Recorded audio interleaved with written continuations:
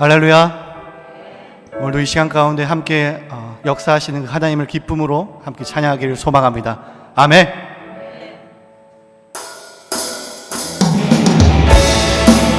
우리 박수며 함께 고백합시다. 지금은 엘리야 때처럼 주의 말씀이 선포되며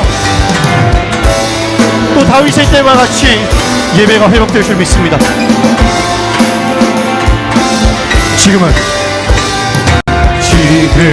엘리야 때처럼 그 말씀이 선포되고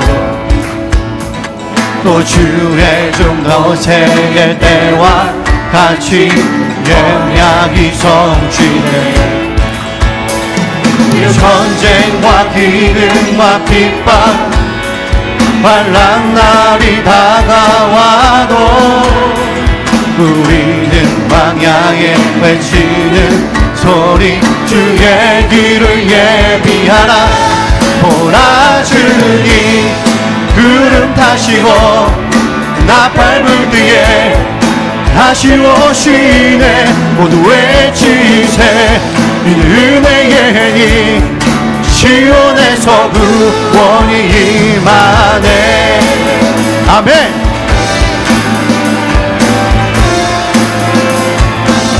에스겔의 환상처럼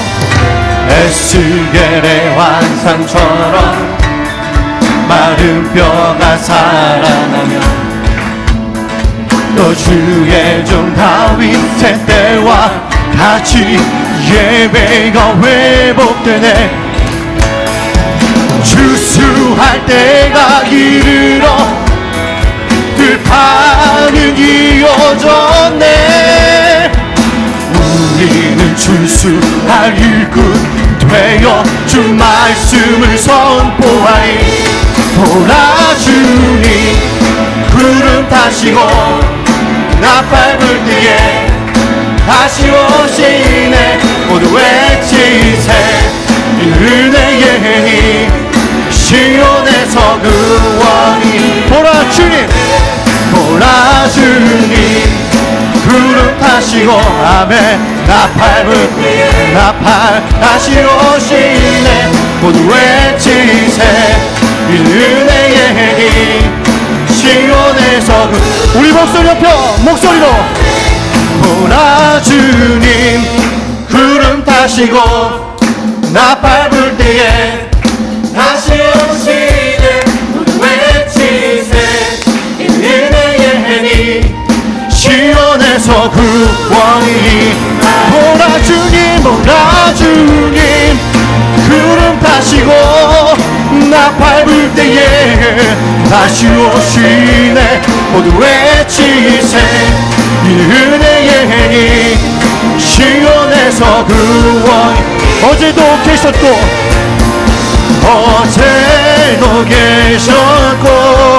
오늘도 계시며 이제 곧 오실 어린 양. 예, 어제도 계셨고 오늘도 계시며 이제 곧 오실 어린 양. 찬양 우리 함께 영광의 박수 올립시다. 영광 찬양하세. 아멘.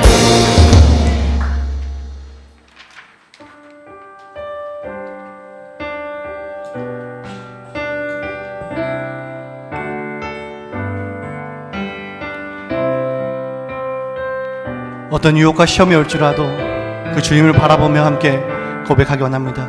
우리 형제분들 먼저 고백할까요? 세상의 유혹 시험이 내게 몰려올 때 나의 힘으론 그것들 모두 이길 수 없네. 거대한 폭풍 가운데 위축된 나의 영혼 어디 할 바를 몰라 헤매이고. 우리 2절 자매님들이 고백합시다. 거짓과 속임수로 가득 찬 세상에서 어디로 갈지 몰라 머뭇거리고 있네. 공중의 권세 잡은 자 지금도 우리들을 실패와 절망으로 넘어뜨리려. 우리 함께 고백합시다. 주를 찬양, 주를 찬양,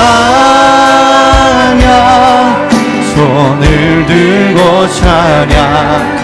전쟁은 나에게 속한 것 아니니. 주를 찬양, 손을 들고 찬양. 전쟁은 하나님께 속한 것이. 우리 3절로 고백할까요? 주위를 둘러 아무도 없는 듯 믿음의 눈을 뜨면 보이는 분. 지금도 내 안에서 역사하고 계시는 사망과 어둠의 권세 물리치신 예수님. 주를 찬양, 주를 손을 들고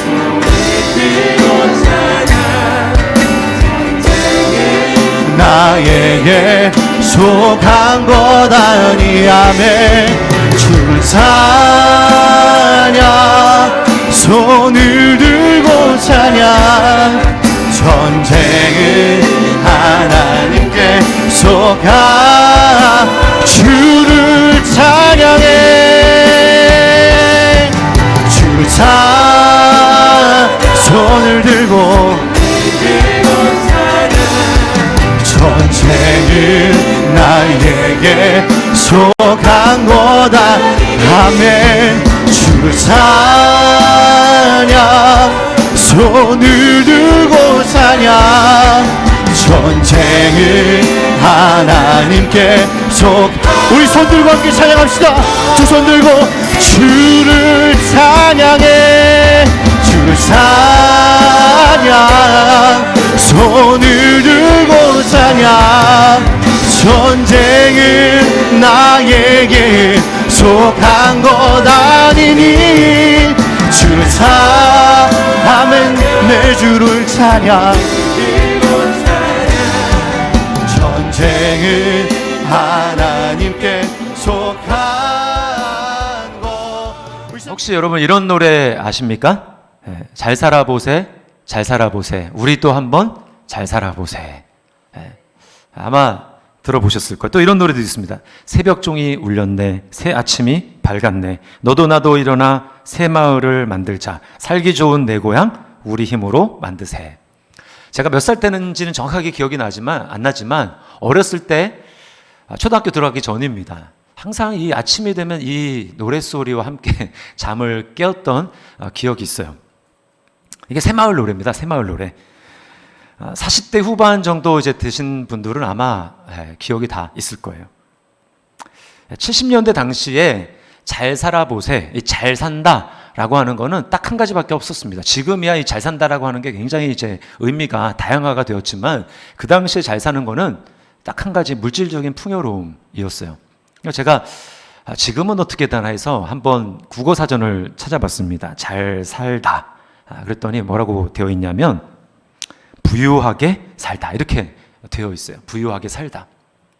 그러나 여러분 오늘날 대한민국은 진짜 새마을 운동의 결과 또 모든 국민들이 팔을 걷어붙이고 열심히 일한 결과 우리는 진짜 잘 사는 그런 나라가 됐습니다. 제가 작년 기준으로 보니까 우리나라 국내 총생산 GDP가 세계 12위더라고요. 그러니까 우리가 선진국들과 함께 어깨를 나란히 할 수 있는 그런 잘 사는 나라가 되었습니다.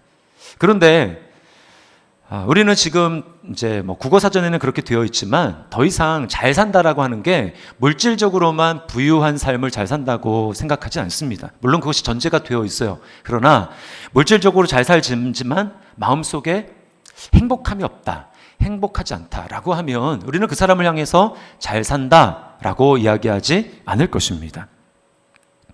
자, 그래서 오늘 제가 설교 제목을 잘 사는 법이라고 잡았어요. 여러분 잘 살고 싶으시죠? 네. 또 물어보겠습니다. 여러분 잘 살고 있습니까? 인생을 잘 살아야 되는 이유는 한 번밖에 없기 때문에 그래요. 여러 번 뭐 우리에게 기회가 있다면 이렇게 살아보다가 이게 좀 아닌 것 같으네 라고 하면 다음 생에서는, 우리 보통 다음 생 얘기하지 않습니까?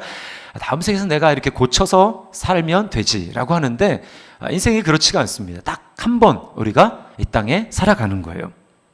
오늘 15절 말씀에 보니까 이렇게 말씀합니다. 그런즉 너희가 어떻게 행할지를 자세히 주의하여 지혜 없는 자같이 하지 말고 오직 지혜 있는 자같이 하여.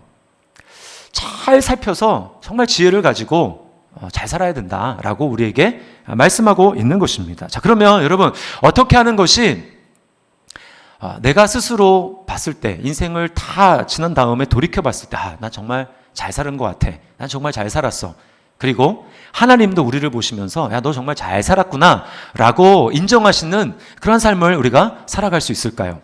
오늘 그것에 대해서 좀 생각해 보려고 합니다. 자, 첫 번째는 잘 살기 위해서는 우리가 이 시대가 악하다라는 것을 분명히 알아야 합니다. 16절 말씀 보세요. 세월을 아끼라, 때가 악하니라. 믿음으로 살지 않고 그냥 우리가 세상을 살아가는 사람들은 잘 살기 위해서 어디에 초점을 맞추냐면 이 앞에 초점을 맞춥니다. 세월을 아끼라, 세월을 아끼라. 그치, 시간이 돈이지. 그러니까 시간을 잘 아껴서 살아야 돼. 그게 성공적인 인생이야 라고 생각을 합니다. 여러분이 뭐 서점에 자기계발서들이 굉장히 많이 나와 있지 않습니까? 보면 자기계발서들의 상당 부분이 시간 관리를 어떻게 할 것인가 라고 하는 것입니다. 목표 관리, 시간 관리, 이게 어떻게 할 건가? 우리는 뭔가 없는 사람, 가난하게 사는 사람을 이제 영어로 poor라고 하죠. poor. 그래서 뭐 집이 없다 그러면 특정화해서 house poor 뭐 이렇게 이야기를 합니다. 근데 여러분 이 타임 푸어란 말을 들어보셨습니까? 타임 푸어. 아니 시간이 없는 사람이 어디 있습니까? 24시간 누구나 동일하게 주어진 그 시간을 살아가는데 타임 푸어, 시간이 없다니 이게 도대체 무슨 말인가? 이게 무슨 뜻이냐면요, 누구나 다 똑같은 시간을 가지고 있지만 어떤 사람은 똑같은 시간을 여유롭게 살아가는 사람이 있는가 하면 어떤 사람은 똑같은 시간인데도 쫓기듯이 마치 시간이 없는 것처럼 살아가는 사람이 있다라는 것입니다. 그런 사람을 향해서 타임 푸어라고 이야기를 하는 거예요. 똑같이 주어진 시간이지만 그 시간을 어떻게 사용하는가, 여기에 인생의 성패가 달려 있습니다. 그래서 우리가 잘 아는 피터 드러커는 이렇게 말을 했어요. 시간은 최상의 자원이어서 적절히 관리하지 못하면 아무것도 이룰 수 없다. 그래서 시간 관리에 대한 책들을 읽어보면 뭐 이제 여러 가지 말할 수 있지만 크게 보면 이렇습니다. 시간은 중요성과 일을 할 때 중요성과 시급성에 의해서 일을 나누어야 된다. 그렇게 하면 이제 4가지 일이 생기게 됩니다. 첫 번째는 아주 중요하면서 또 급한 일. 두 번째는 중요하지만 급하지 않은 일. 세 번째는 중요하지는 않지만 급한 일. 네 번째는 중요하지도 않고 급하지도 않은 일이 있어요. 실패하는 삶을 사는 사람들은 대부분 어떻게 하느냐? 급한 일에 쫓깁니다. 급한 일만 급급하게 처리하다가 인생이 끝나는 거예요. 여러분, 그러나 우리 인생에 정말 가치 있다고 여겨지는 것들은 곰곰이 잘 살펴보면 별로 그렇게 급한 것이 아닙니다. 운동 한번 생각해 보세요. 운동이 건강에 매우 중요하지 않습니까? 운동은 사실 중요한 것이죠. 그러나 여러분, 운동이 너무 급해 막 이런 사람 봤습니까? 별로 그렇지 않아요. 또 우리가 영적인 일도 마찬가지입니다. 하나님을 예배하는 일, 말씀을 보고 묵상하는 일, 기도하는 일, 이것은 우리는 급한 일이라고 여기진 않아요. 그래, 그건 중요한 일이지라고 하지만 급하다고 여기진 않습니다. 그러니까 어떻게 됩니까? 하면서 뭐 내일도 있잖아. 오늘 못하면 내일 하지. 이번 주 못하면 다음 주가 또 있잖아. 라고 하면서 계속 미루게 되는 거예요. 급한 일만 계속해서 하다 보면 중요한 일이 계속 우선순위에 밀리게 된다라는 것입니다. 그렇게 평생을 살았다 어떻게 될까요? 아마 그 사람은 인생을 돌이켜보면서 내가 그때 그렇게 하지 말았었어야 되는데 후회가 된다 라고 하면서 후회하는 삶을 살아가게 되는 거예요. 그건 잘 사는 게 아니죠. 여러분, 그런데요, 성경에서 오늘 우리에게 얘기하는 것은 무엇이냐면 정말 잘 살기 위해서는 앞에 부분도 중요하지만 뒤에가 중요하다라는 거예요. 때가 악하니라. 이걸 잘 알아야 된다는 것입니다. 때가 악하다. 이 말이 무슨 뜻일까요? 이 세상엔 어떤 힘이 작용하고 있다는 거예요. 악한 힘이 작용하고 있어서 뭔가 이루지 못하도록 하는 힘이 있다는 것이죠. 영적인 힘이 있다는 거예요. 이것을 꿰뚫어 보신 예수님과 바울 사도는 이 세대를 향해서, 우리가 살아가는 세대를 향해서 악한 세대다라고 말씀을 했습니다. 저는 이 때가 악하다라고 할 때마다 생각나는 이미지는 강의 이미지예요. 여러분 한강 가보셨잖아요? 한강? 차를 타고 멀리서 가면은 그냥 강입니다. 그냥 강. 그러나 가까이 가서 보세요. 물살이 흘러가는 게 보입니다. 그리고 만약에 들어가 보세요. 떠내려갑니다. 흘러가는 힘이 있다라는 거예요. 영적으로도 마찬가지입니다. 우리가 살아가는 이 세상은 그냥 아무것도 그냥 중립적인 것 같지만 사실은 그렇지 않고 흐름이 있다라는 거예요. 흐름이, 악한 흐름이. 왜 그렇습니까?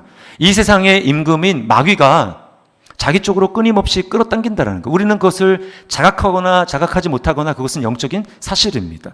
그래서 요한일서 5장 19절 말씀에 이렇게 이야기합니다. 또 아는 것은 우리는 하나님께 속하고 온 세상은 악한 자 안에 처한 것이며.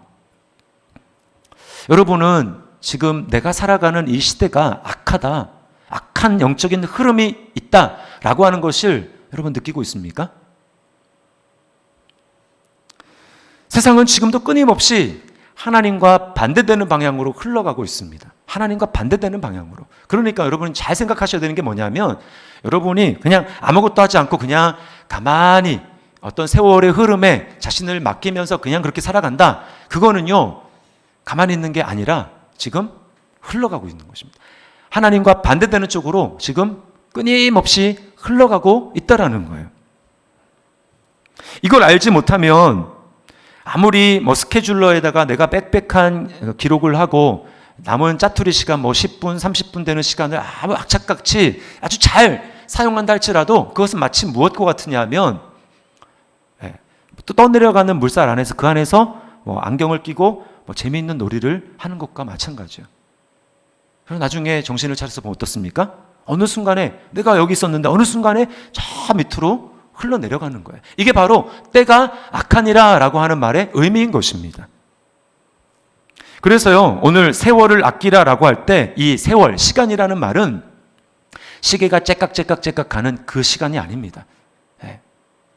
하나님의 뜻을 행할 기회라는 뜻이에요. 기회. 그리고 아낀다라고 하는 말도 산다 또는 구원한다라고 하는 뜻입니다. 그러니까 계속해서 지금 세상이 하나님의 뜻에서 하나님에서 멀어지도록 계속 흘러가고 있는데 그때 내가 딱 기회를 포착하고 잡는 거예요. 하나님의 뜻을 행할 기회를 딱 잡는 것입니다.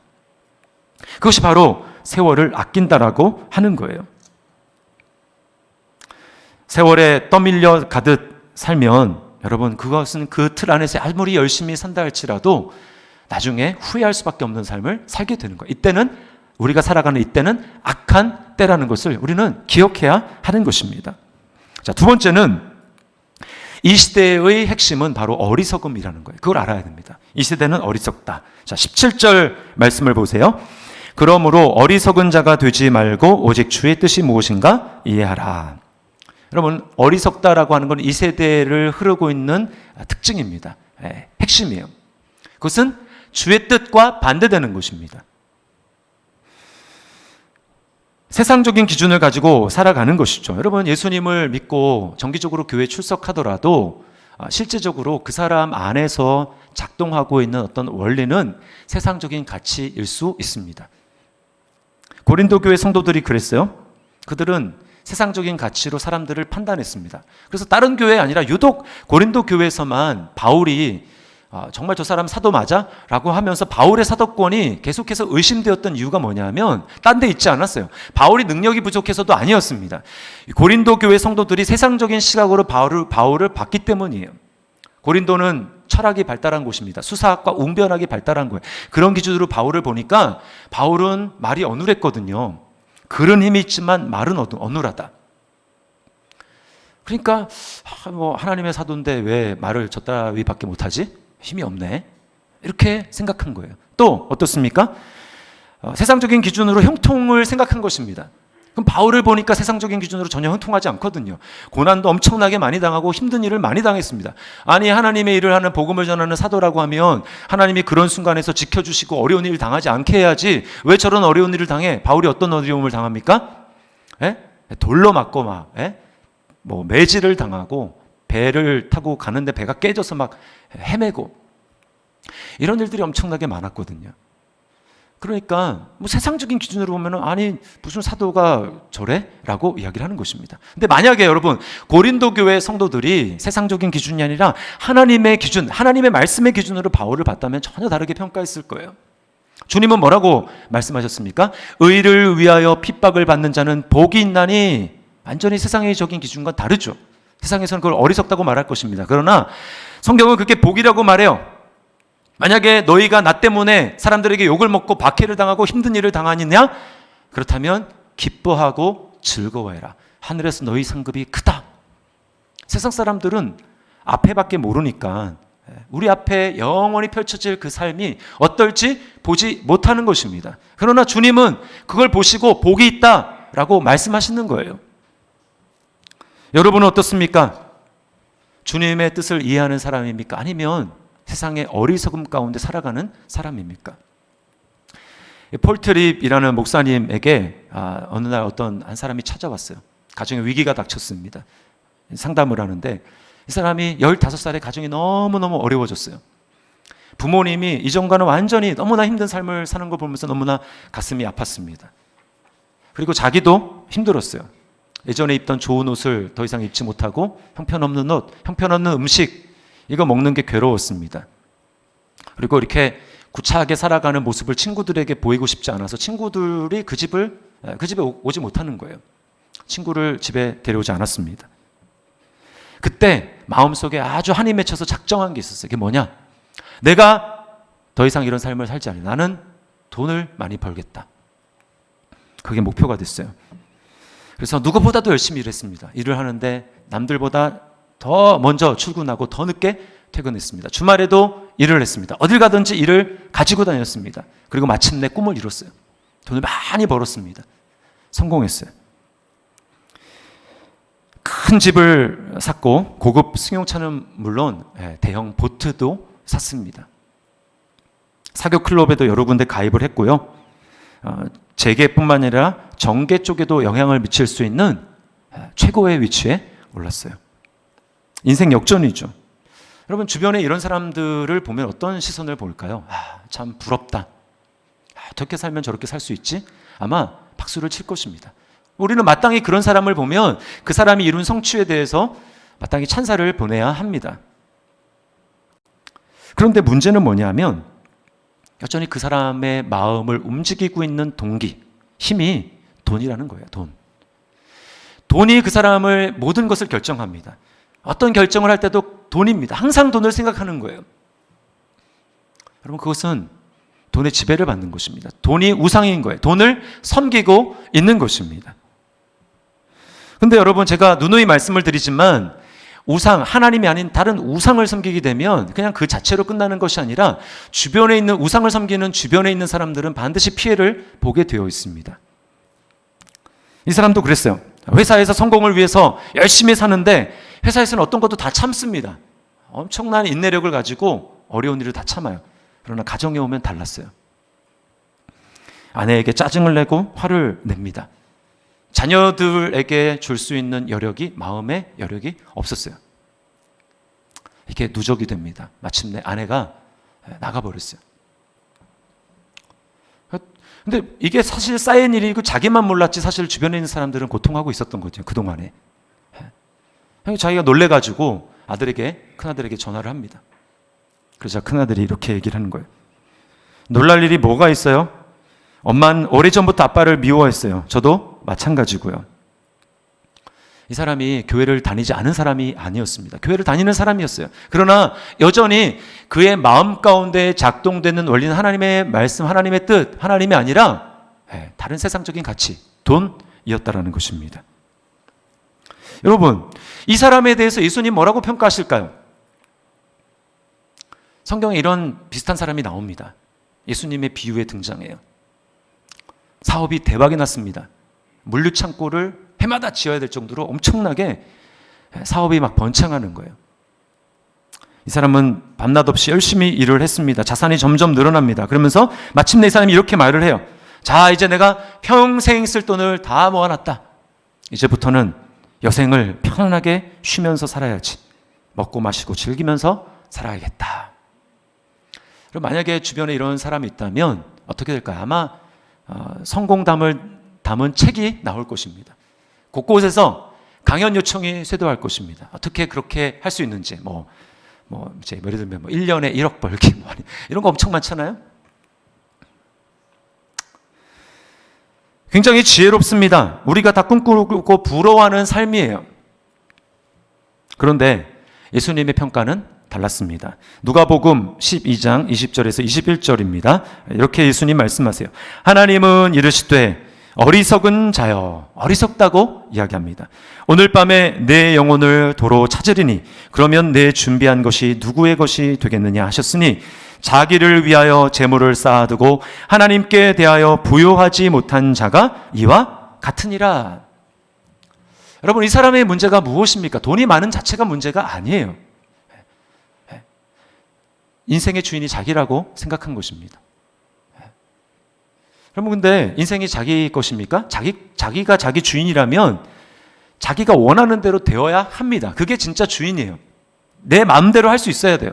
그러나 여러분, 우리가 우리 인생의 주인이 아니라는 것을 어떻게 알 수 있습니까? 여태까지 여러분 살아오시면서 여러분의 뜻대로 된 게 얼마나 되세요? 된 것도 있죠. 아마 몇 가지 있을 것입니다. 그러나 대부분은 아마 여러분의 뜻대로 되지 않았을 것입니다. 그게 뭘 보여주는 거예요?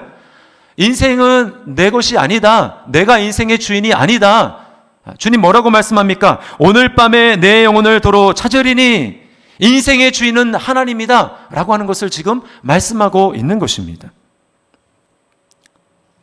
여러분, 아무리 바쁜 일이 있고 아무리 잘 되고 또 아무리 힘들어도 오늘 하나님이 우리를 부르시면 우리는 가야 됩니다. 그게 인생이라는 거예요. 하나님이 주인이라는 것입니다. 인생이 주인이 나라고 생각하면 그 인생은 반드시 방탕할 수밖에 없어요. 오늘 술 취하지 말라 이는 방탕한 것이니라고 하지 않습니까? 여러분, 술 취함과 방탕함은 성경에서 항상 같이 따라 나옵니다. 짝으로 나와요. 근데 그 삶이 맨날 술에 쩔어 살고 그 다음에 돈을 막 펑펑 쓰는 이런 삶이라고 생각하지 마십시오. 성경에서 말하는 방탕함과 술 취함은 하나님을 삶의 중심에 두지 않았기 때문에 인생의 목적과 방향이 흐트러진 사람의 삶을 방탕하다라고 이야기를 하는 것입니다. 굉장히 열심히 살고 자기 절제를 잘하고 스케줄대로 딱딱 목표 관리를 하면서 살아도 그 중심에 하나님이 없는 삶을 성경은 방탕하다라고 말하는 거예요. 그것은 길을 잃고 헤매는 것과 같습니다. 그 G.O.D의 그 길이라는 노래, 얼마 전에 그 비긴 어게인에서 이렇게 크러쉬가 막 그 노래 듣고 막 울었잖아요. 저만 본 것 같은데.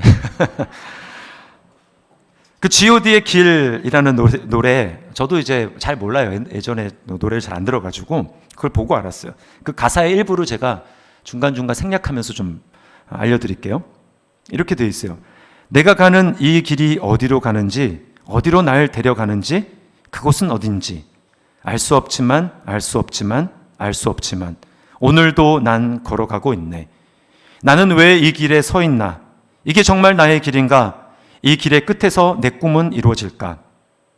무엇이 내게 정말 기쁨을 주는지, 돈인지 명예인지 아니면 내가 사랑하는 사람들인지 알고 싶지만 알고 싶지만 알고 싶지만 아직도 답을 내릴 수 없네. 여러분, 그 가사에서 뭐가 느껴지십니까? 뭔가 좀 길을 찾고 싶은데 찾지 못하는, 지금 방황하고 있는 모습을 보여주고 있지 않습니까? 혹시 여러분의 마음이 이렇지 않은지 모르겠어요.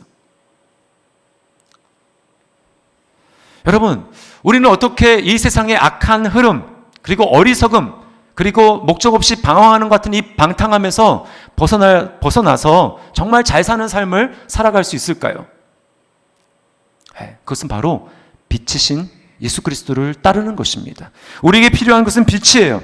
빛이 없으니까 헤매는 것입니다. 성경에 보면 예수님만이 이 캄캄한 세상을 비추어주는 빛이 참빛이 된다고 말씀하고 있습니다. 요한복음 8장에 보면 날 때부터 앞을 보지는 못하는 사람의 이야기가 나와요. 예수님이 그 사람을 만나십니다. 그리고 진흙을 이겨서 그 사람의 눈에 발라주시고는 실로암 못에 가서 씻으라고 말씀하셨어요. 이 사람이 예수님 말씀을 듣고 가서 씻었습니다. 그렇죠. 정말 기적과 같이 눈이 떠졌어요. 예수님을 보게 되었습니다. 이때까지 못 보던 것을 보게 되었습니다. 그리고는 예수님 앞에 무릎을 꿇고 예수님을 경배해요. 완전히 이전과는 다른 삶을 살아가는 것입니다. 여러분, 우리가 마치 그와 같습니다. 그 사람이 날 때부터 앞을 보지 못한다는 것은 무엇입니까? 우리가 나면서부터 죄 가운데로 태어나고 죄를 행함으로 말미암아 우리가 캄캄한 가운데 있는 거예요. 육신의 눈으로는 다 보죠. 그러나 우리가 뭘 못 봅니까? 영원한 하나님 나라를 보지 못하는 것입니다. 하나님을 보지 못하는 것입니다. 하나님이 분명히 역사하고 계시고 영원한 세계가 있음에도 불구하고 우리의 눈은 단지 눈앞에 보이는 것, 눈으로 보여지는 것들만 있는 거지, 뭐 천국이 어디 있고 하나님이 어디 있어 라고 하는 것이 여러분 우리의 삶 아니었습니까? 그러나 여러분, 우리가 어떻게 하나님 나라를 보게 됐어요? 빛이신 주님이 우리의 인생 가운데 들어오신 거예요. 이 사람을 만나서 눈을 뜨게 하신 그 주님께서 우리 삶 가운데 찾아오셔서 우리의 눈을 뜨게 해주셨다는 것입니다. 어떻게 해요? 주님이 십자가에 지실 때 우리는 캄캄해서 보지 못하는 것이지만 주님이 죄가 되셔서 우리 대신 주님이 죄가 되셨어요. 그리고 주님이 흑암을 경험하십니다.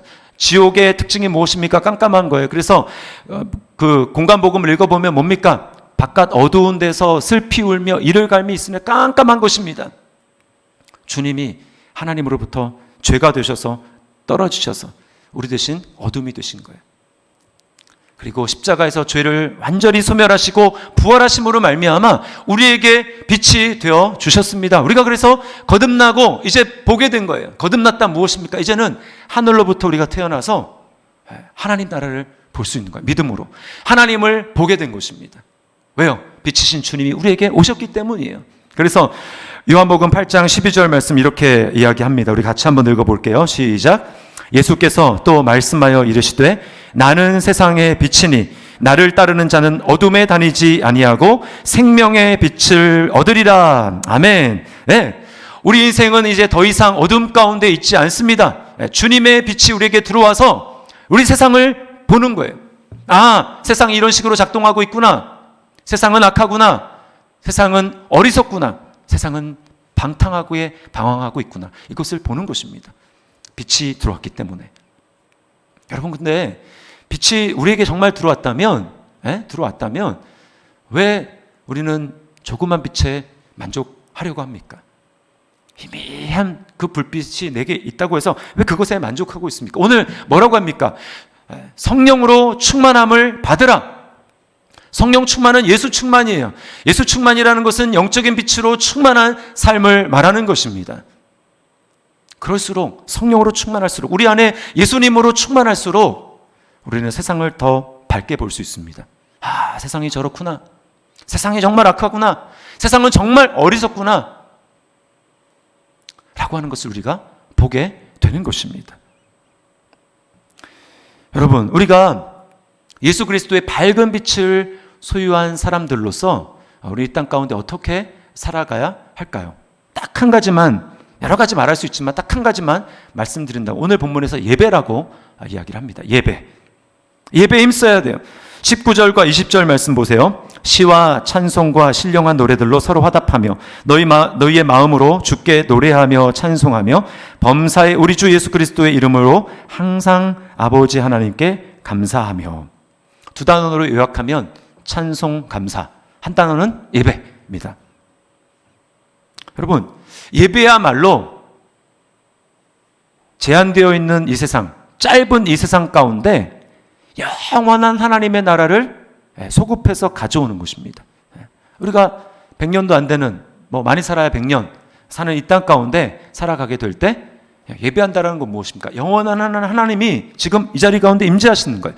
영원한 하나님의 나라가 이 자리 가운데 임하는 것입니다. 이게 바로 예배하는 거예요. 예배할 때 우리는 하나님을 경험하게 되고 영원을 향한 눈이 열리게 되며 빛이 더 밝아지는 것입니다. 우리 안에 있는 빛이 더 밝아지는 거예요. 우리는 그래서 주일날 공예배 때 와서 하나님을 전심으로 예배하고 빛으로 충만하고 예수로 충만해져서 그 하나님의 영광과 빛을 가지고 어디로 가야 됩니까? 우리 삶으로 가는 거예요. 그래서 삶에서도 예배해야 되는 거예요.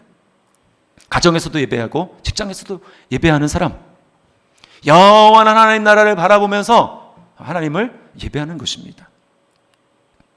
요즘에 우리가 가정 예배 운동을 하고 있지 않습니까? 마음 같아서는 한번 손들어 보라고 하고 싶어서 지금 가정 예배를 드리고 있는 분들, 근데 제가 실망할까봐 들라고 안 하겠어요.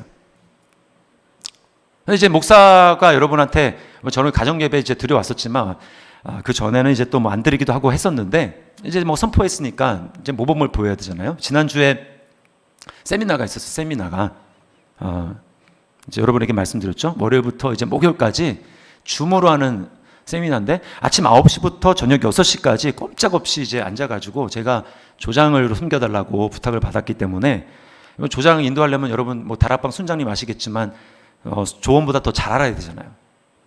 그러니까 녹대기를 이제 칠 수가 없는 거예요. 사실 그거 제가 다 들었던 세미나거든요. 여러 번. 너무 힘들었어요. 너무 피곤하더라고요. 월요일도 못 쉬고.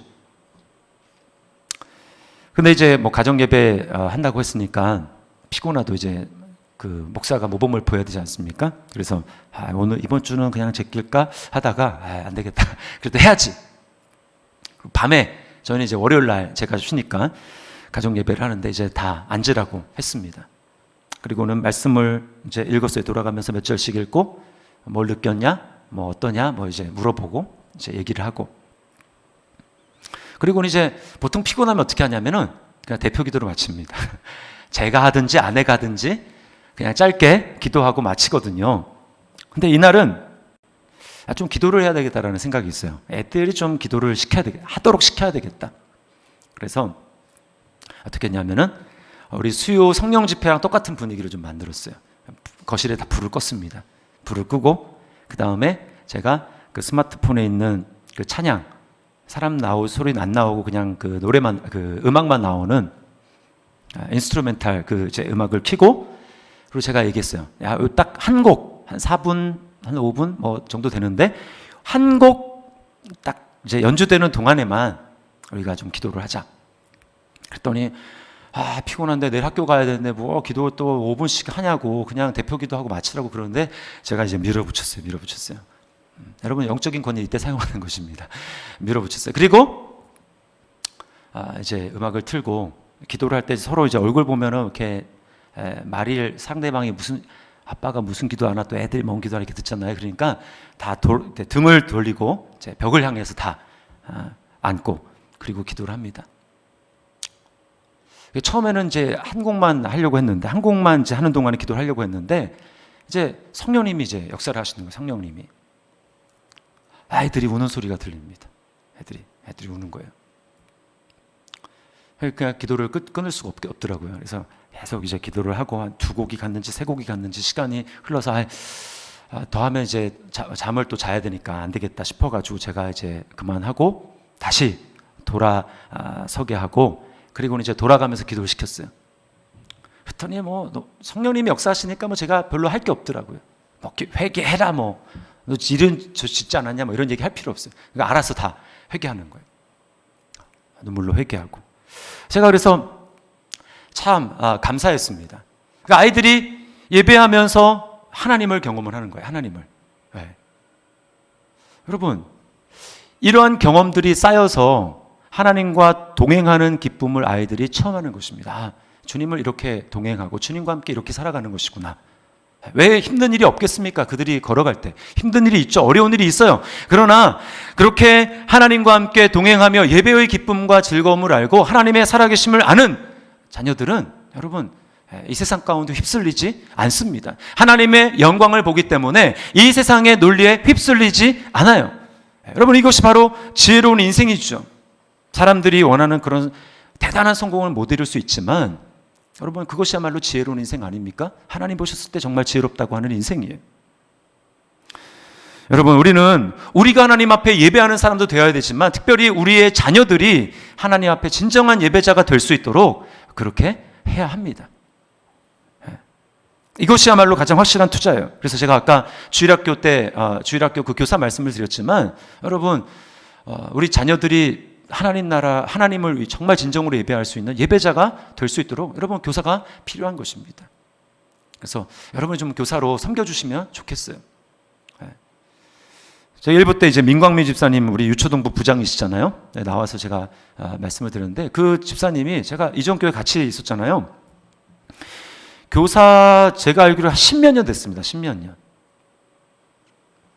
왜 그거 할까요? 그거 아는 거예요. 그 비밀을 아는 것입니다. 그러면 10년이면 잘 보세요. 한 초등학교 한 3학년 때 맡은 10살이잖아요. 그 아이가 10년 지나면 어떻게 됩니까? 20살, 대학생이 되는 거예요. 대학교 때 와가지고 대학교 갔다고. 또 좀 지나면 결혼한다고. 그 가운데는 어떤 사람은, 어떤 아이는 정말 잘 성장해서 내가 주님 나라를 위해서 자신을 헌신하겠습니다. 선교사를 가기도 하고 신학교로 가서 목회자가 되기도 하고. 여러분, 그것을 본다고 한번 생각을 해보십시오. 얼마나 보람이 있겠습니까? 그래서 이렇게 오래 하는 거예요. 주님이 얼마나 귀하게 여기시겠습니까? 여러분은 잘 사십니까? 잘 살고 있습니까? 그냥 세상 사람들이 분주하게 살아가니까 나도 뭔가 하지 않으면 이 세상에서 도태되는 것 같고 뭔가 경쟁에서 뒤처지는 것 같으니까 나도 뭔가 열심히 좀 해봐야지. 그렇게 해서 그냥 분주하게만 바쁘게만 살아가고 있지는 않습니까? 여러분, 때가 악하다라는 것을 기억하십시오. 때가 악하다. 가만히 세월에 몸을 맡겨 살아가면 그것은 그냥 있는 것이 아니라 하나님으로부터 멀어지는 것입니다. 그것은 잘 사는 게 아니에요. 이 세상의 정신은 어리석음입니다. 자기를 위해서 재물을 쌓지만 하나님을 위해서는 부유하지 못한 자기가 주인된 삶, 이것이 이 세상의 어리석은 삶의 핵심이고 그런 삶을 살아가게 될 때 그 삶은 방탕한 삶인 것입니다. 우리는 예수 그리스도를 말미암아 빛을 받았어요. 어떻게 이 세상을 봐야 되는지, 이 세상의 본질이 무엇인지 우리는 알고 있습니다. 우리가 더 충만해야 되죠. 예수 그리스도의 빛으로 내가 더 충만해지고, 그래서 짧은 이 세상을 살았지만 영원한 하나님 나라를 바라보면서 꿈꾸며 살아가는, 여러분, 그러한 삶이 바로 잘 사는 삶이고 그러한 삶이 하나님 보시기에 지혜로운 삶인 것입니다. 저와 여러분이 하나님 앞에 그러한 인생 될 수 있기를 주님의 이름으로 축원합니다. 우리 말씀을 기억하면서 이 시간 우리 찬양했으면 좋겠어요. 주의 나라가 임할 때, 하나님 임재하실 때 예배가 회복되며 기적은 일어나네. 우리가 이 세상을 이기는 방법은 하나님 나라에 이 세상이 그냥 먹히는 수밖에 없어요. 주님의 그 강력한 영광에 우리가 사로잡히는 것입니다. 성령으로 충만한 것입니다. 주님, 나의 마음에, 우리의 가정에, 우리 교회에 주님의 나라가, 주님의 통치가, 주님의 영광이 충만하게 임재하기를 원합니다. 우리 찬양 하나님 앞에 드리겠습니다.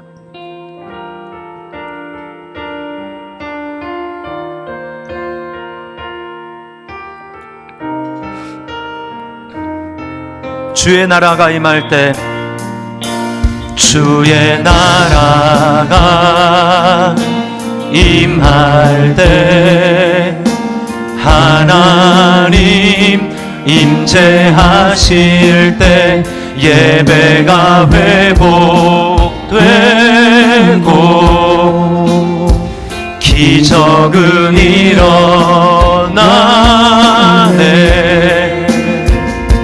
전능하신 주, 영원하신 능력의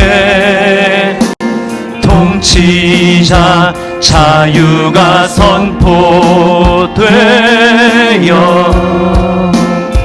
주 백성 돌아오. 하나님 나라 임하소서. 하나님 나라 임하소서. 영광과 존귀 능력과 위엄 놀라운 사랑의 기적의 하나님 지금 이곳에 오 하나님 나라 임하소서 하나님 나라 임하소서 영광과 존귀 능력과 위엄 놀라운 사랑의 기적의 하나님 지금 이곳에 우리 처음부터 주의 나라가 임할 때 주의 나라가 임할 때 하나님 임재하실 때 예배가 회복되고 기적은 일어나 전능하신 주 전능하신 주 영원하신 능력의 통치자 자유가 선포되어 주 백성 오 아멘 우리 믿음으로 선포하며 하나님 나라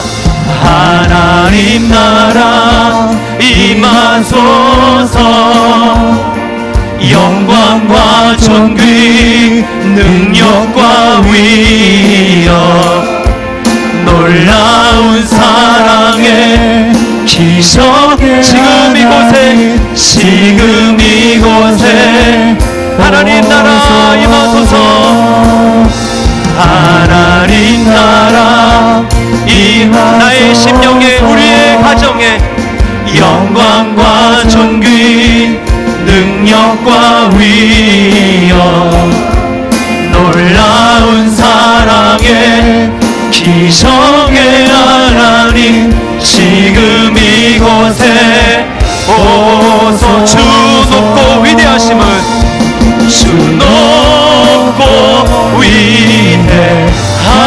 위대하심을 크게 외쳐 선포하네 만왕의 왕 주 하나님 지금 주 높고 위대하심을 주 높고 위대하심을 크게 외쳐 선포하네 만왕의 왕 주 하나님 지금 오 하나님 나라 임하소서 하나님 나라 임하소서 영광과 존귀 능력과 위엄 놀라운 사랑의 기적